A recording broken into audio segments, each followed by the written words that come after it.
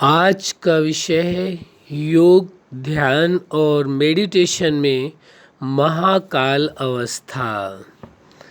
आप सभी जानते हैं, अनुभवी भी हैं कि जो लोग योग के मार्ग पर चलते हैं, ध्यान के मार्ग पर चलते हैं, मेडिटेशन के मार्ग पर चलते हैं, वह इस महाकाल अवस्था का भी अनुभव करना चाहते हैं। महाकाल माना ही स्पष्ट है, कालों का भी काल महाकाल, यानी वो ये चाहते हैं कि वो काल के बंधन से सदा के लिए मुक्त रहें। तो ये महाकाल अवस्था द्वारा योगी, ध्यान मार्ग पर चलने वाले लोग और मेडिटेशन करने वाले लोग, वे सभी महाकाल अवस्था का अनुभव अवश्य करना चाहते हैं। क्यों? क्योंकि महाकाल अवस्था द्वारा ही वह काल पर विजय प्राप्त करते हैं। क्योंकि कालों का भी काल महाकाल कहा गया है, तो महाकाल अवस्था के द्वारा वो काल पर भी विजय प्राप्त कर लेते हैं। काल का विषय ब्रह्मवश लोग ये मानते चले आए आज तक, काल को बताया जो मृत्यु का आधार होता है। आपने अभी पूर्व के भी वीडियो में ये बात समझी थी, त्रिकालदर्शी की बात थी। अब इसमें है महाकाल अवस्था। तो आप काल के विषय में समझ रहे हैं, जिसे मृत्यु का आधार माना गया है। तो आप ये विचारणीय विषय है, आप विचार करके देखें कि महाकाल अवस्था, जिसमें कालों का भी काल, जो महाकाल उस सुप्रीम सत्ता के लिए कहा गया है, उसके लिए संबोधन किया गया है। नाम आप कुछ भी दे सकते हैं, ये आपकी मर्जी है, आप अपनी आस्था के अनुसार। तो महाकाल अवस्था वास्तव में योगियों के लिए परम आवश्यक हो जाती है, ताकि योगी अपने आप को ये महसूस करने लगता है कि वास्तव में वह सुरक्षित है। योगी, ध्यान मार्ग में चलने वाला व्यक्ति या मेडिटेशन करने वाला व्यक्ति जब योग, ध्यान और तपस्या करता है तो महाकाल अवस्था का अनुभव करता है, यानी उसके ऊपर काल का प्रभाव नहीं हो सकता। किसका प्रभाव नहीं हो सकता? काल का प्रभाव नहीं हो सकता है। क्यों? क्योंकि वो कालों का काल जो महाकाल है, वह उस महाकाल अवस्था में है। महाकाल अवस्था में यानी सुप्रीम सत्ता को महाकाल कहा गया है।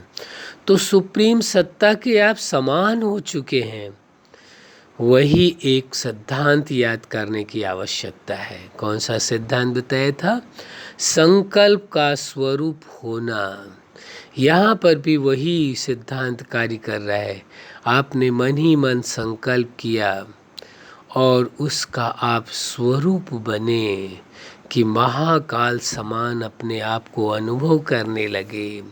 ये आपने अनुभव किया, वो जो महाकाल है उसके दिव्य रूप से, जो अनंत सूर्यों से भी तेजोमय स्वरूप है, उस दिव्य रूप से अनंत प्रकाश और शक्तियाँ ज्वाला रूप से, विकराल रूप से निकल करके आप में आ रही हैं, आप में समाती जा रही हैं, समाती जा रही हैं।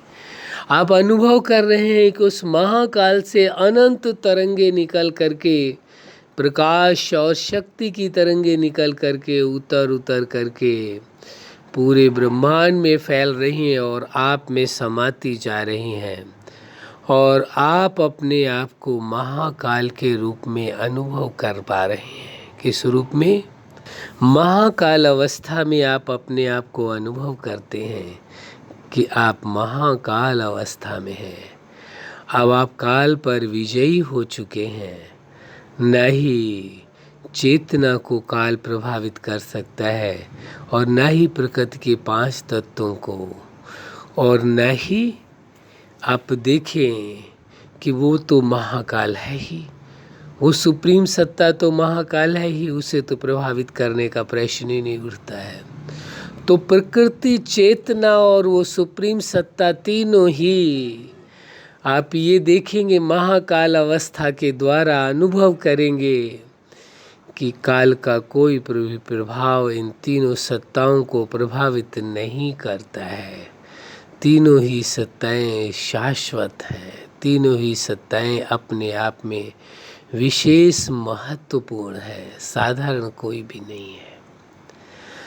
तो आप देखेंगे तीनों ही अवस्थाओं में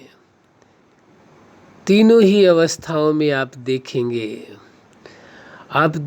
तीनों ही सत्ताएं और तीनों ही अवस्थाओं में महाकाल अवस्था पर आप स्थित होकर के अनुभव करेंगे। तीनों में ही तो ये शाश्वत है, अविनाशी है, कभी नष्ट नहीं होते हैं। तो महाकाल अवस्था के द्वारा ये भ्रम दूर हो जाता है, मृत्यु का भय मिट जाता है। किस चीज़ का भय? जीवन को खोने का भय मिट जाता है, क्योंकि जीवन की सत्यता का आपको ज्ञान हो जाता है और योग, ध्यान और मेडिटेशन के द्वारा वो बोध हो जाता है, वो अनुभूति हो जाती है कि तीनों कालों में तीनों ही सत्ताएं सदा शाश्वत ही हैं और सदा ही रहेंगी। इसलिए महाकाल अवस्था से आपके अंदर का ये भ्रम दूर हो जाता है कि काल के प्रभाव से आप अपने आप को मुक्त कर लेते हैं। एक भ्रमात्मक विषय था दिमाग के अंदर कि काल नाम की कोई सत्ता है और मृत्यु भी जीवन में आती है। जीवन है तो कहते हैं मृत्यु भी निश्चित है। वास्तव में यदि मृत्यु को आप स्वीकार भी करें तो भी आप देखेंगे मृत्यु तो नए जीवन का एक आधार है। नया जीवन तभी प्राप्त होगा जब पुराना समाप्त होगा। यदि पुराने जीवन को समाप्त ही नहीं किया जाए तो फिर नया जीवन नहीं प्राप्त होगा। लेकिन सत्यता तो इससे कुछ भिन्न है कि ये तीनों ही सत्ताएं शाश्वत हैं, अविनाशी हैं, प्रकृति भी, चेतना भी और वो सुप्रीम सत्ता भी। तो फिर किसके विनाश की बात आती है, किसके नष्ट होने का विषय आता है? विषय ही नहीं आता है कि तीनों में से एक भी सत्ता का अस्तित्व कभी समाप्त होता है। तीनों ही सत्ताओं का अस्तित्व तीनों कालों में सदा शाश्वत रहता है, एक जैसा रहता है। काल नाम की सत्ता का कोई भी प्रभाव नहीं पड़ता है। ये तो आपके स्वीकार करने का विषय है। यदि आपने स्वीकार कर लिया कि आप कमज़ोर हैं तो आप कमज़ोर बन जाएंगे। यदि आपने स्वीकार कर लिया आप पावरफुल हैं तो पावरफुल बन जाएंगे। इसीलिए तो किसी विद्वान ने साफ कहा था, जैसा आप सोचेंगे वैसा बन जाएंगे। तो आप महाकाल की अवस्था में हैं। जब आप महाकाल की अवस्था में होंगे तो सबसे बड़ा फायदा आपको ये होगा, अकाले मृत्यु नहीं होगी। यानी शरीर का वो समय तो आएगा जब शरीर और यानी प्रकृति का शरीर और चेतना दोनों को अलग अलग होना पड़ेगा। इसी अलग अलग होने की प्रक्रिया को मृत्यु कहते हैं। लेकिन वह अकाले मृत्यु नहीं होगी, वो अकारण शरीर नहीं छूटेगा। क्यों? क्योंकि आप महाकाल की अवस्था में हैं। योग, ध्यान और मेडिटेशन के द्वारा आप महाकाल की अवस्था में पहुंच जाते हैं, जिसकी वजह से आप काल के प्रभाव से मुक्त हो जाते हैं। काल का प्रभाव आपको प्रभावित नहीं करता है, न ही भयभीत करता है। कितनी अच्छी बात है, कितनी सुंदर बात है, नहीं है? अवश्य है कि आप महाकाल अवस्था के द्वारा काल पर विजय प्राप्त कर लेते हैं। विजयी तो आप थे ही सदा काल से काल पर, लेकिन जो भ्रम पैदा हो गया था, भ्रम रूपी आवरण था, वो टूट गया। किस बात का भ्रम? जीवन के समाप्त होने का। यानी चेतना और शरीर दोनों का अलग अलग होना ही मृत्यु है और मृत्यु नाम की कोई वास्तव में सत्ता नहीं है जिसे स्वीकार करते थे।